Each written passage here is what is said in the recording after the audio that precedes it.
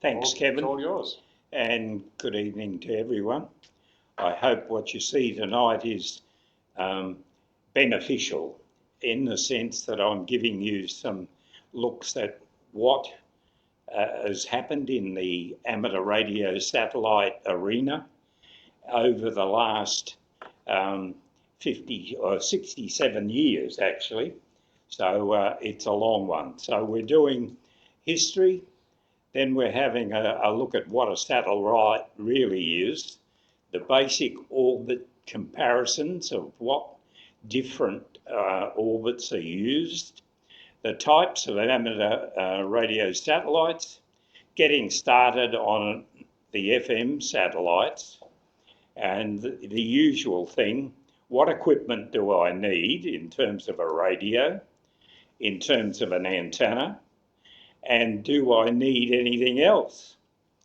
How do I know where the satellites are? And as a result of all that, then a practical satellite station and other possibilities, and finally a Q&A. Okay, this was the world in 1957. In other words, there was no satellites at all.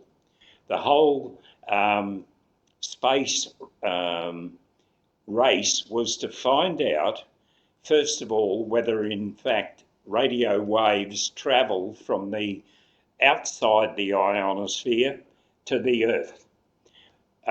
There was all sorts of conjecture as to what would happen when you had a radio source outside the ionosphere, but it certainly was well and truly put to bed with the launch of the first satellite. There are now 13,300 satellites up there, and there'll be a further 1,000 added to that by the end of this year. So the net result is that there's quite a few traffic jams up there. In fact, there's been a number of satellites that have had their orbits changed to stop collisions, which would have naturally happened. To start the history, it's the first man-made satellite was built by Russia, and it was Sputnik 1, and it was launched on the 4th of October in 1957. The first amateur radio satellite was launched in 1961 and named Oscar 1, standing for Orbiting Satellite Carrying Amateur Radio. This was done by a group of amateurs in the US, and they were known as Project Oscar. The group built 4 of the first satellites, all called Oscar. The Radio Satellite Corporation, AMSAT, was founded in 1969, and that was brought about because of the moon landing taking place on the 16th of July. I happened to be there. I happened to be in the control room of that area looking after comms. So I know what went on the 16th. It was interesting that there was a committee meeting straight after all that happened by radio amateurs in the States, and hence AMSAT was formed. The first flight of a real satellite was Oscar 5, and it was built by students of RMIT in Melbourne. It was very much underfunded, but it was launched on the 23rd of January in 1970. Oscar 5 was the first satellite to carry a command receiver where you could actually talk to the satellite. That allowed a 29 meg beacon to be turned on and off from the ground.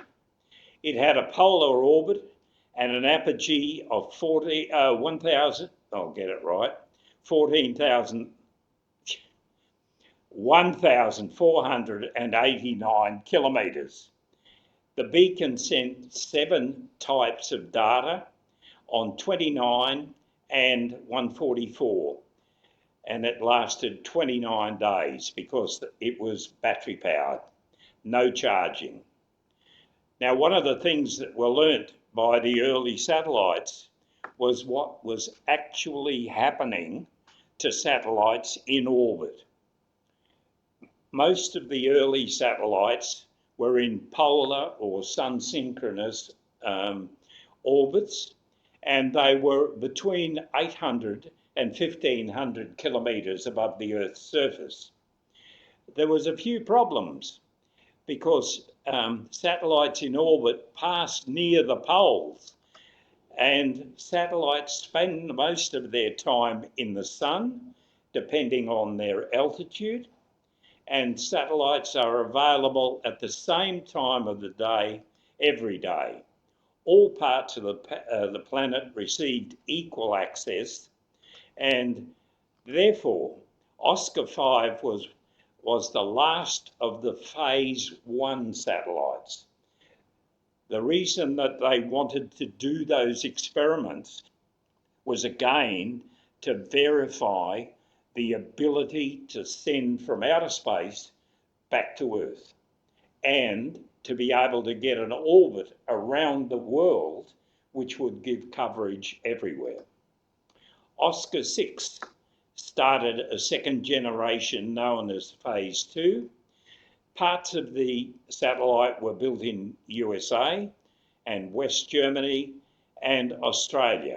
Launched on the 15th of October 1972 into a polar orbit with an apogee, and I'll get it right this time, 1,448 kilometres. The satellite's two-way transponder received signals on 2 metres and then repeated them on 29 megs. The output power, 1 watt. Oscar 6 had a relatively sophisticated telemetry beacon that reported information about many parts of the satellite, and while Oscar 5 had 7 types of data, Oscar 6 had 24 types of data and included a magnetic stabilising system. Oscar 6 could react to 35 different commands. By the way, this very feature put the commercial satellites to shame. They were still struggling with 1 or 2 feedback channels and couldn't even come close to what this was about.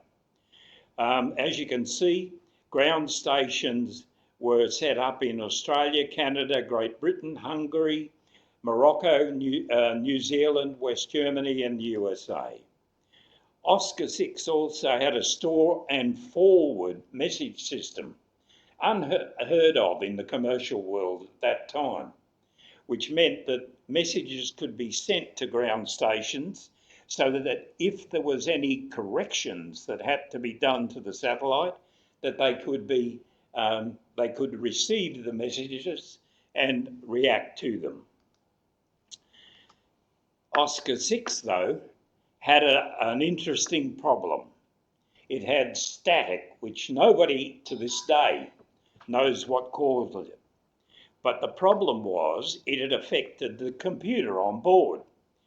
The computer read the noise as shutdown command. So as a result, 80,000 on commands were sent every day to keep the thing alive and talking to us. Solar batteries allowed the spacecraft to operate for 4.5 years doing that. Oscar 6 remains dormant in space today. In other words, they've done radar fixes on it and it's still there, but unfortunately, no power. Oscar 6 allowed the first ever satellite two-way QSO to take place between Brisbane and Japan in August 1974. the QSO lasted only 32 seconds, and I did it. And the day after, Tom Norris, VK4NO from Toowoomba, he followed me up and did it as well. So it was an interesting experiment because it was the first time the two countries had been linked using satellite communication. In 1974, Oscar 7 was launched. It was a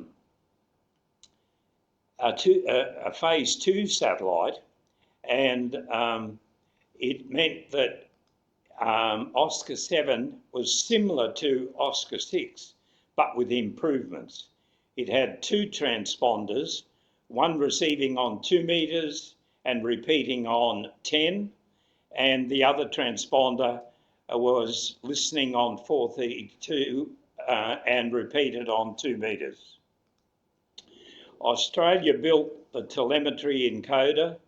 The Canadians built the 77 centimetre beacon, and other beacons were on 2 metres, but they also had a 2.304 megahertz beacon, which the International Telecommunication Union wouldn't let anyone turn it on because they were frightened that it may cause problems in communication.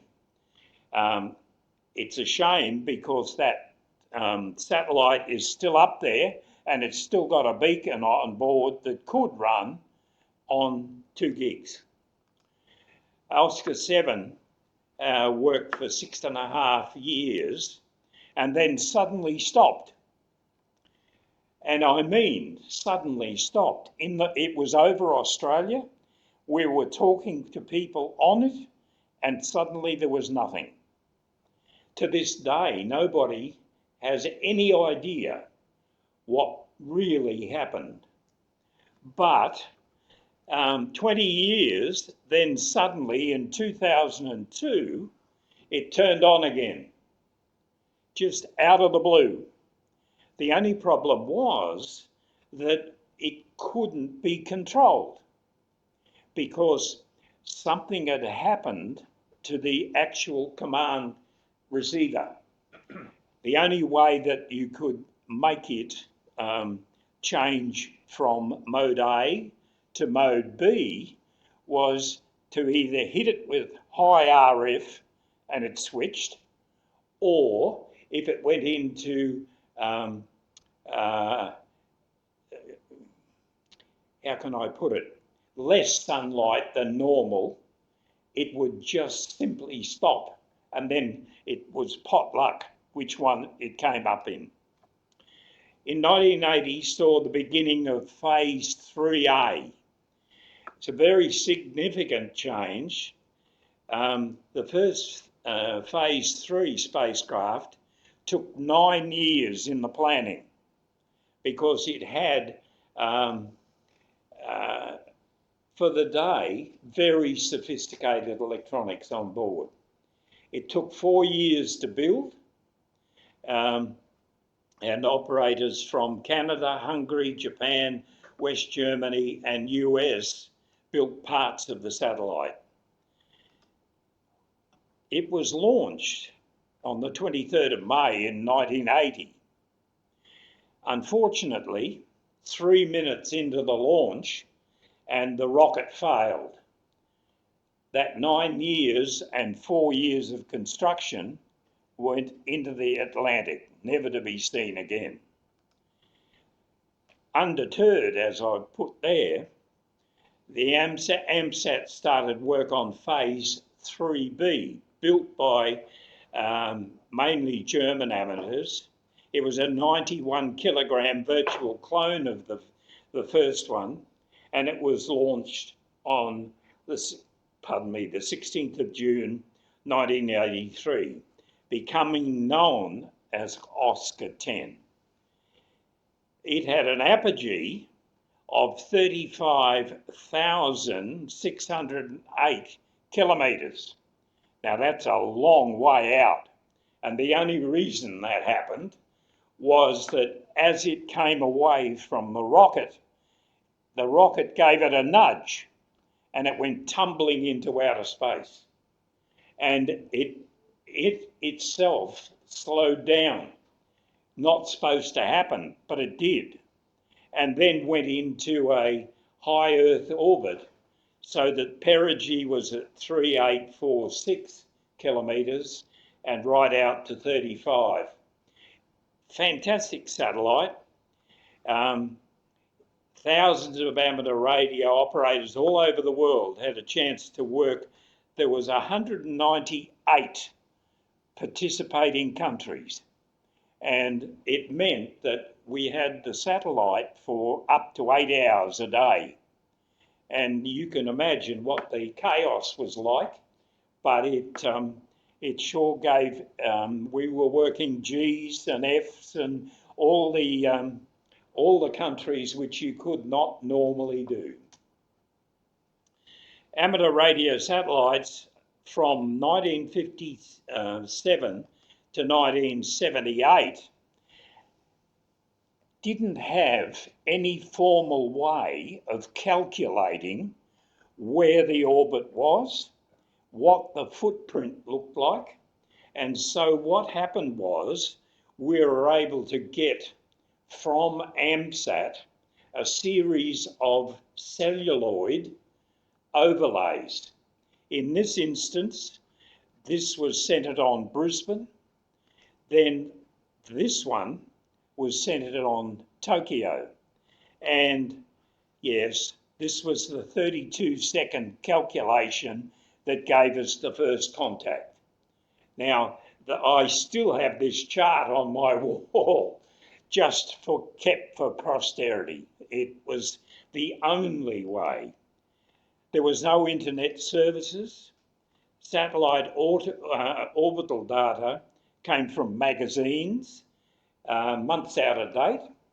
Early adopters of computers produced homemade systems, many of them with switches, to get some sort of understanding of what was happening with the systems. The most advanced one of the day in 1978 was a Z80, and it was Dick Smith that got us going. And after that, it would. Sorry. Was that the Sorcerer? It was amazing. Most of them were DOS based, and Computer Basic was used to compute the orbital information. Since the launch of Sputnik in '57, there's been 250 amateur radio satellites. I can't say I've worked them all, but it's over 200 that I've worked. It's just amazing the amount of effort that amateurs have put in the satellite arena. It's certainly impractical to talk about the 250, but a couple of the ones that are really outstanding is Oscar 7, FO 29, which is a Japanese, Oscar 10, which I spoke about previously, Oscar 13, which was launched in 1988, was another good performer. So our recent one, which has kindled the most interest, is Green Cube. It's taking us back to the packet days. It's meant that we can talk to one another on keyboard, but the significance is that it's a 1200 baud, and the range for each station is 12,895 kilometres. So it means that if you've got, theoretically, a satellite up there and two stations over 24,000 kilometres apart, they can talk. And we're working as long as it's up, because its height is what gives the best QSO, by the way, to date is 13,056. That happened in April. The actual speed of this satellite, which we tend to gloss over, is 20,520 kilometres per hour. It's lickety-split. The altitude is 5848, and that's the secret, because it's in a medium Earth orbit. So it is high enough that the digipeater on board gets a fair go. What is an amateur radio satellite? They come in multiple sizes, but from CubeSats, which are the size of half a house brick, so they're tiny little things, up to ones that are a metre in diameter. Attached to them are antennas. Now, people think, well, satellites should be more powerful, but you've got to imagine that on these satellites, you've got a separation of next to nothing. So the possibility of desensitization is a real issue. Thankfully, we've got solar panels now on all satellites, even the little ones, and they put them everywhere, anything to keep the thing alive. All based on crossband technology. But one of the things that most people don't even consider is the geometry of where a lot of these satellites are flying. And there's an area called the Van Allen belt, which is quite, how can I say, destructive. It's full of electrons and proton radiation and makes one hell of a mess of anything that gets in there. They use electronic construction techniques on these satellites now, because the average LEO satellite is travelling at 27,359 kilometres an hour. That's pretty lickety-split. But the ISS wins hands down, because it's running at 45,061 kilometres per hour. And that taxes everything. Any single protrusion gets stressed, let's put it that way. The Van Allen belts are best shown by this diagram. These are the poles at the top and the bottom of the Earth, and the electron belt is shown in green, and aqua is the proton belt. And if a satellite gets anywhere near there, the radiation is so concentrated at the poles that any of the satellites that spend any sort of time get destroyed.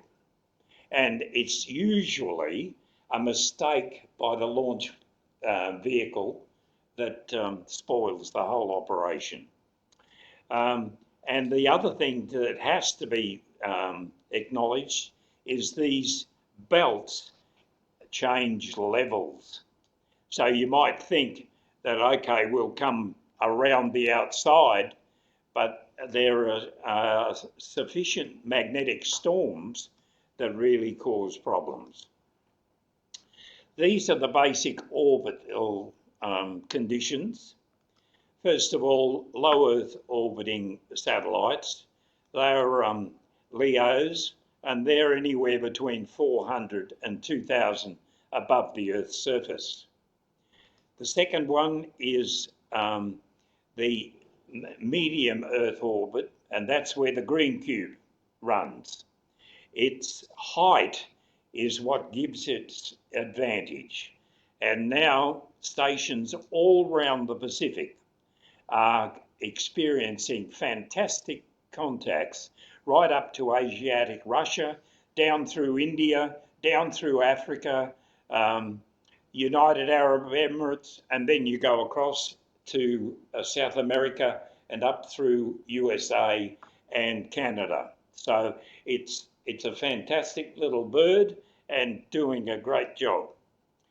And the satellite itself was launched by Italy as a project, and thanks to AMSAT, they've taken over the management of it and paid a lump sum to Italy, so that in fact it will remain as an amateur satellite.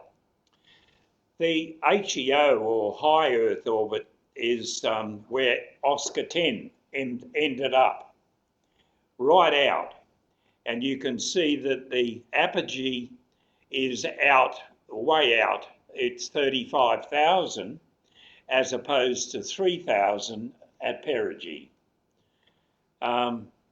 There is a geosynchronous satellite operating, funded by the United Arab Emirates, but it only goes as far as India, so we missed the boat. But their longest QSO so far through that is 17,834 kilometres, which is not bad. The AMSAT organisation are vying to put one between America and Europe in the next 5 years. So we miss out again. But at any rate, it's interesting to know they're there. The types of satellites that are up there are FM, which is usually a single channel, linear transponders, which is for CW and SSP, digital, which is usually again a single channel. There are specialty modes on some of them for digital voice, such as D-Star and DMR and so on, and telemetry only, which are measuring temperatures and also measuring the Van Allen belts. They deliberately put them there so that they can then get that information. Thanks to AMSAT, hang on. Oh, it caught up. Thanks to AMSAT, they publish this page, which shows all of the active satellites. This list down the left-hand side, the blue in all those little squares are showing satellites that are being used on a daily basis. Then there are the telemetry ones that are in yellow, and then the red ones are the ones that should be on but are not. And sometimes it's dependent upon the Earth station as to whether they will be turned on again or not. Lastly, the blue, if you click on it, and you can go there to the AMSAT website in their status page, which this is, and click on any one of those squares, and it gives you the call sign, the time that the report was made, and indicating whether it conflicts with some people. Some people can't hear them and others can, so you've got to take pot luck there. Getting started on FM satellites. I hope I've got not putting you guys to sleep, that's all. No, it's one of the more interesting.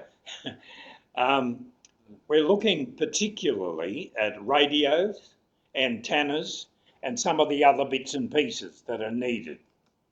So let's have a look. How do I know where a satellite or where satellites are a common question. Another one is, what frequency do I use? How do I track a satellite? What is polarization? And boy, is that a contentious issue. And operating techniques. So let's see what happens. If we build a a simple little station using a handheld, then what do you need? You need a dual band transceiver that can simultaneously transmit and receive on VHF and UHF. So it's full duplex. Or you can use two separate simplex rigs to gain the full duplex characteristics. Or alternatively, as many people have done, is to use a single dual band and a multi-purpose receiver or an SCR. The simplex solution that as I've used over the years, come on, there we go, is two 817s.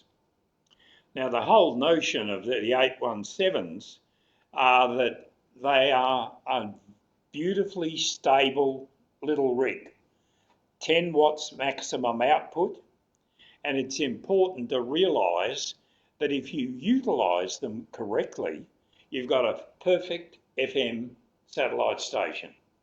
The area that needs work for everyone is that there has to be what's called a Mode J filter. What's that? It's a filter made using a diplexer to reduce the third harmonic of the 2 metre signal. And it's that simple, except that everybody forgets about Doppler shift. So they're chasing the satellite as it comes to and from you. And the other thing is that if you don't terminate the diplexer, it's the best source of noise that you'll ever get. It just destroys the station. Okay. When we start talking about antennas, the key to reliable satellite communication is to begin with the antenna, not the radio. The antenna makes all the difference. Many operators read articles which say that you can use a rubber ducky antenna, you can use a very simple thing, and I no doubt if you're standing directly underneath it, yeah, you can. But that's pure nonsense, really. The best antenna is a small beam pointing directly at the antenna. Commercially, there are two antennas that stand out, a dual band Arrow Yagi and an elk dual band collinear. Alternatively, build one. So the Arrow looks like that. It comes in a kit form and easy to use. It gets heavy, and so does the elk. It's a collinear, and so I cheated and made a camera tripod to take the weight of the antenna, and it makes it that much easier. Okay, what other equipment do you need? You need a compass. You need a handheld computer of some sort to be able to give you the orbital data. You need a recorder so that you don't lose track of who you talk to. You need headphones because you'd be amazed at how hard it is to differentiate call signs when you're getting called by 3, 4 or 5 stations. In open space, you lose them very easily. And therefore I built a little elevation and compass bearing tripod, which means I know exactly where I'm going to point it and I know exactly what elevation you're going to have. And of course, all these antennas, except the elk collinear, need a diplexer to split the frequencies. How do I know where they are? it's a case of you've got to know height, eccentricity and inclination to make sense out of it. So it's all about the orbit and where it goes. The first thing you need to know is the access of the signal, and time and azimuth, the acquisition. The second thing is you need to know when it's overhead. And the third thing you need to know is when you've missed the boat. It's gone over the horizon. Geographical representations of satellite paths and satellite footprints are all part of the tracking system, and you can get systems that both transceiver and rotator work together. You can get predictions if you don't have a computer from a number of different sources. Also, there are a number of apps for your phone. So if you've got a simple phone system, then you can certainly get an app for it. The one that I use is Go Satellite Watch, which is an Apple type thing.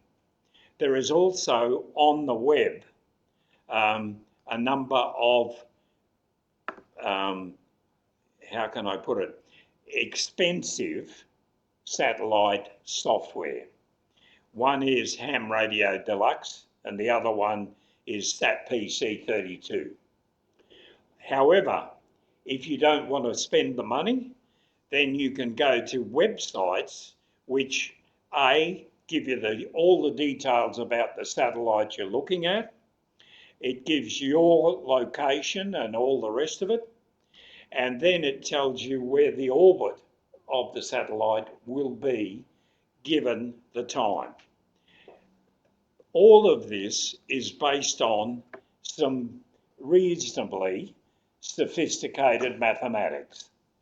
We take it for granted, but Kepler came up with the calculations, and therefore the whole notion of satellites and orbit, be they commercial or radio amateur, all use Keplerian elements. They're used by all the tracking software, but they need to be kept up to date. I've heard people say, oh, the satellite wasn't there. And the first question you ask, when did you last update the elements? Because there is a radar fix every day on every satellite. And if for any reason a satellite is changing due to a reduction in height or whatever, you pick it up and you don't lose contact with what you're trying to do. There are two forms for KEP elements. One is called NORAD, or two element, and they're just two lines. This isn't the forum to talk about these, except to say that the AMSAT type is a verbose system which gives you a little bit more information about what the satellite's doing. Okay, one last thing that confuses everybody that plays satellites, and that is Doppler shift. The whole notion of Doppler shift is that as the satellite approaches you, it is going from high in frequency back to the design frequency. And as it moves away from you, it is then going low in frequency. Now, there's no way that you can play satellites unless you take this into consideration, because you'll spend your time waving antennas around in the air and trying all sorts of things. But the net result is that two rules apply. if you are using a U uplink, in other words, 70 centimetres, you adjust the uplink so that the signal received by the satellite is on the design frequency.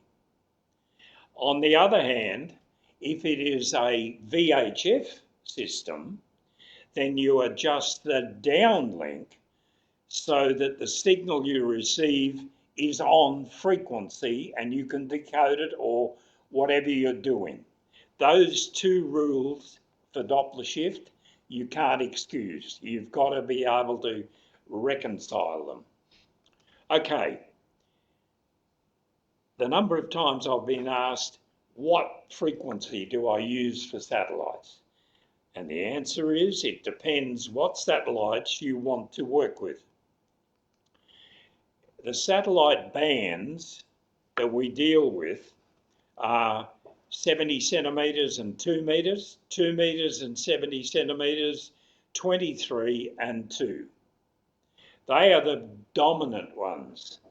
But if we look at all of the allocations that have been made, then we can go from 1.2 gigs right up to 81.5 gigs. The colour green is what's been used up to date. The next series of satellites will be using the K mode. So I can honestly say that's going to be a ton of fun because they look really magnificent what they're doing. Okay, you will read in books about AMSAT says the FM satellites are easy sats. Easy to hear, easy to work, easy to aim your antenna, and easy on the pocket.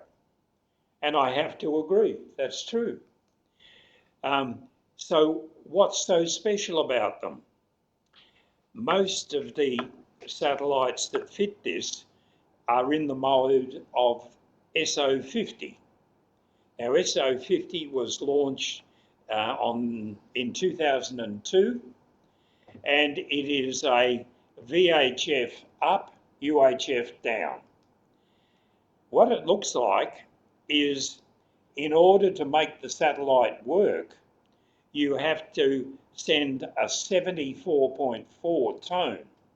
That turns the satellite on. Then, that for 2 seconds, and then it's required every 10 minutes thereafter.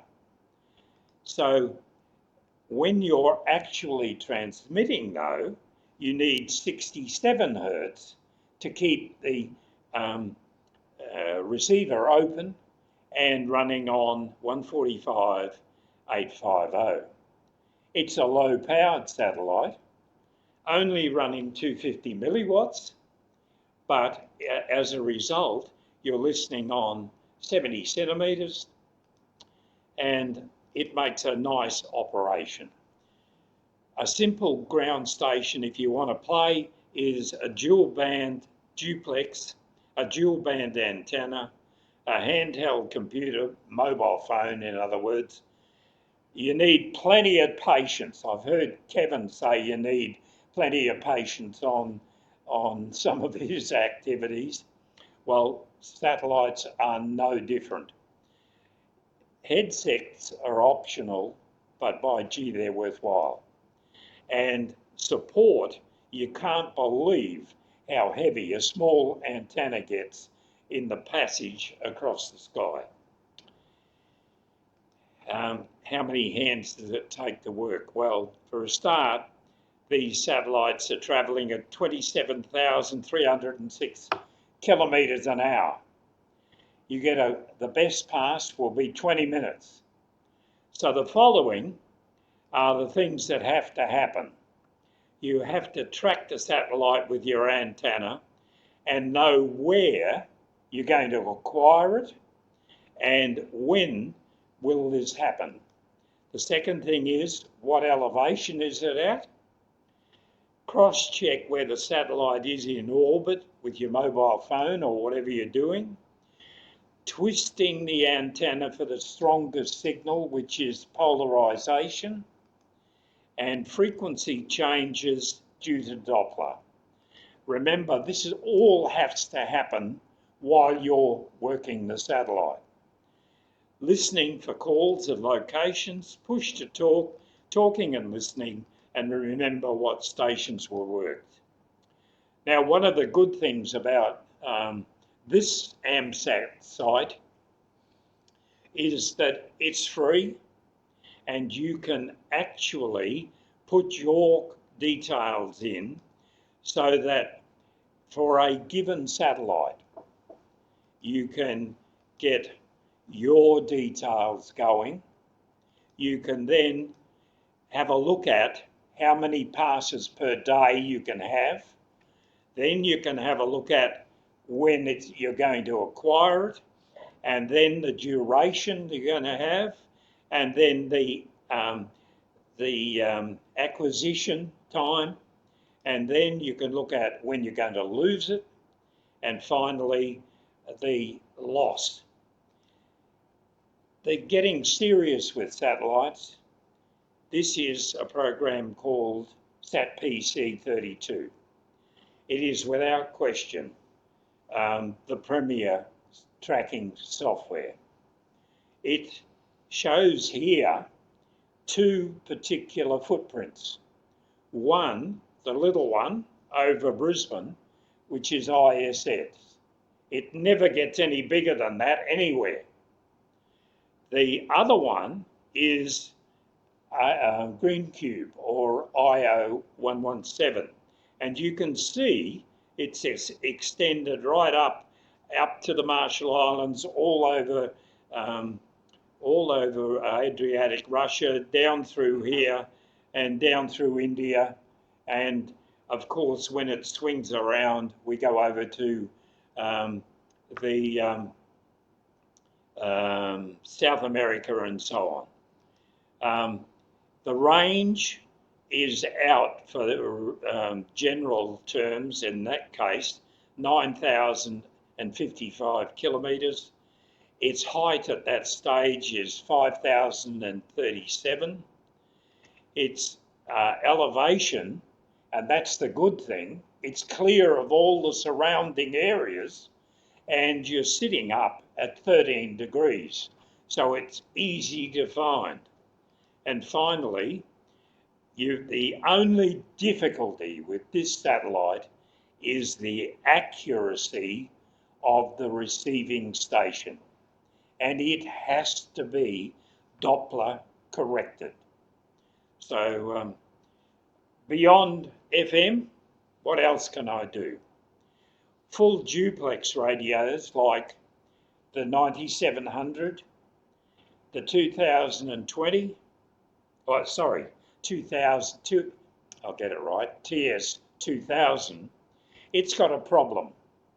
It has a birdie that wipes out SO50, but it can be used for all other satellites. Or the Yaesu FT847 works like a dream. The one thing that you cannot get away from, the radio definitely needs Doppler shift correction. So if you're going to get serious in the satellite game, then the antennas that you put up make all the difference. These are some of my antennas. So what other equipment do you need? Well, you're going to need some sort of controllable rotator. You're going to need a Doppler shift correction interface. You're going to need cross-Yargis, and these are homegrown ones. And you're going to need some preamplifiers, and they can come from any source. And don't, just because these ones happen to be a little older, they still do a fantastic job at the top with the cross-Yargis. So I'll say thank you for taking the time to watch this. Have you any questions? Stunned sight. Wow. No, it was just too good a presentation. No questions to ask. Andre, can we open the speakers up for anybody coming in online so we can hear any questions from the Your panel? tube was overhead the whole time. It's just gone. It should already be turned on. Okay. Roy, has anyone ever come to an answer for that abnormality on those input blocks? On the Yeah, they've sent, I think it's up to 40 different probes to look at what is actually there. And they've even parachuted, in other words, they've fired a rocket on the satellite to say stop. And they've parachuted it down through the belt and actually taking samples of all sorts of things and analysing them. But that's all I know about it, Bob. It's a real art. It's a black art at this stage, but it's certainly been one of the areas that have been a source of destroying beautiful pieces of technology, because the collective amateur radio population, just didn't understand how important it was to nudge the orbits away from that area. Make sense? well, so far so good. We just got to learn more. Yeah. Well, gents, I hope I didn't bore you, but thank you for listening. So, Roy, just a newbie question. Why do you have to run duplex? Why can you not? Why do you have to listen to your own voice coming back? Is there a reason to do that?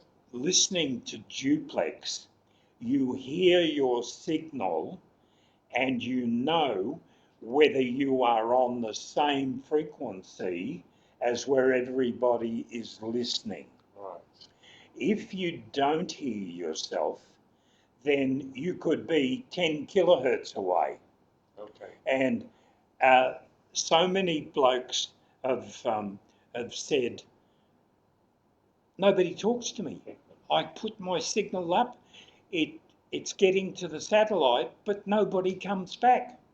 And of course, they don't come back because they're not on the right frequency. And it's one of those frustrations.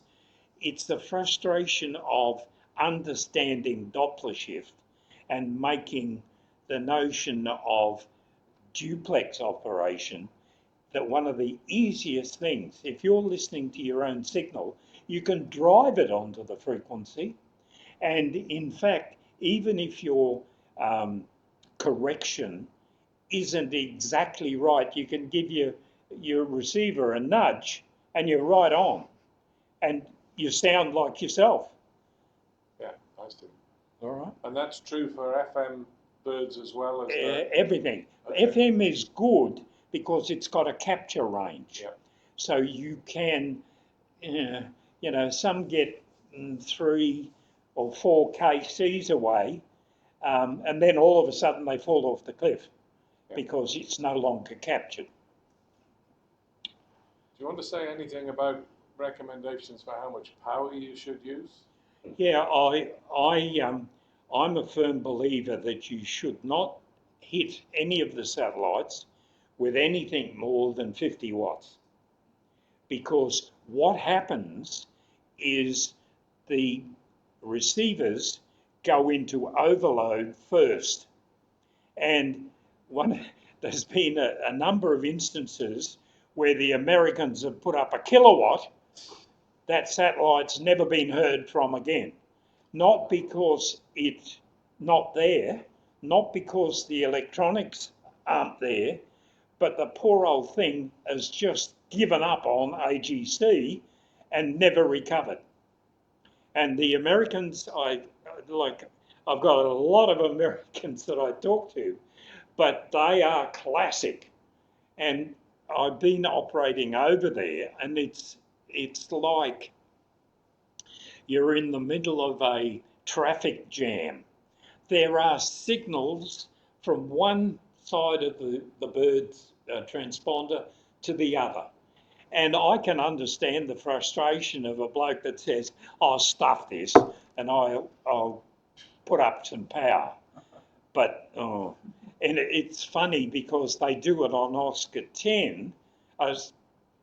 7, sorry. They do it on Oscar 7, so it conveniently switches to the opposite mode, and people in the know, they just go on to the other mode, and you can still talk to the satellite, but the bloke that did the problem, he's left out in the cold. So, you know, it's important to know about power levels. Is there any other etiquette that you have to? Sorry, I'm deaf. I'm a shocker. Is there any other etiquette that is specific to making contacts with satellites? What are you thinking about? I'm just thinking about as a newbie. Am I going to tread on anybody else? No, because you'll find they're the best bunch of blokes you've ever come across. Every newbie that hits, we always make sure that we talk them in, because you can see them on our scopes. You know where they are. You can see whether they've got anything in the way of correction or not. And we tend to line up so that if a newbie comes on and we can see that he hasn't got correction, so I might talk to him on this frequency and the next bloke will wait until he gets to this frequency and gives him a nudge and then another one. And there's a couple of guys that are always on. And Jeff, 2ZAZ, he's always on. There's Rob, QM, VK3QM. There's Graham, and even George, who is 90 something. He pops up and gives them a squirt and says, you haven't got correction going properly. But, you know, they're just a couple of guys that are around always. There's a chap here in Jindalee, and there's a few guys in Harvey Bay who, Noel up there, he's always around.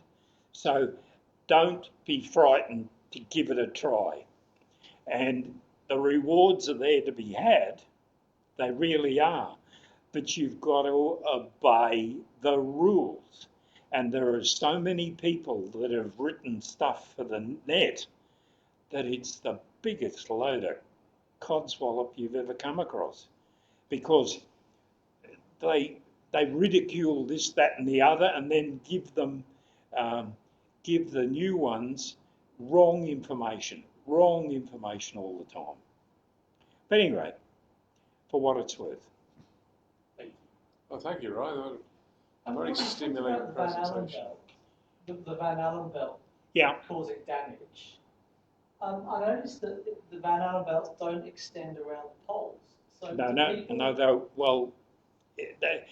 they go out a long way, but it's the square of the distance that the level of radiation dissipates at. So you've only got to get away from that.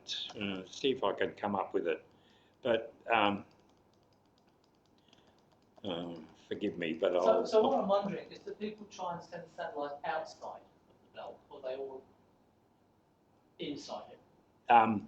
Yeah, well, the Van Allen belts have been responsible for radiation on the Earth's surface. They have destroyed aircraft. The Alaskan Weather Service had one of their giant aircraft bombarded as a result of it, because they flew up right over the top of the pole, and every instrument in the aircraft went crazy, and a lot of it just never recovered.